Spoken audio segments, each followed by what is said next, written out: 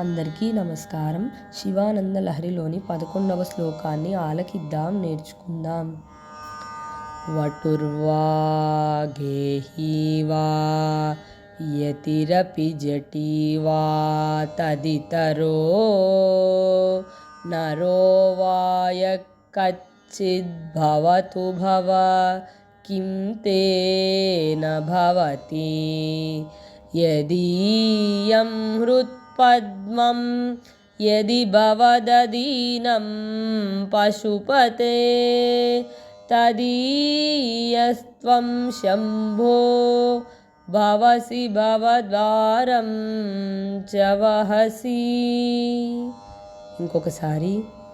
వటుర్వా గేహీ వా యతిరపి జటీ వా తదితరో నరో వా యక్కచ్చిద్భవతు భవ కిం తేన భవతి యదీయం హృత్పద్మం యది భవదదీనం పశుపతే తదీయస్త్వం శంభో భవసి భవభారం చ వహసి.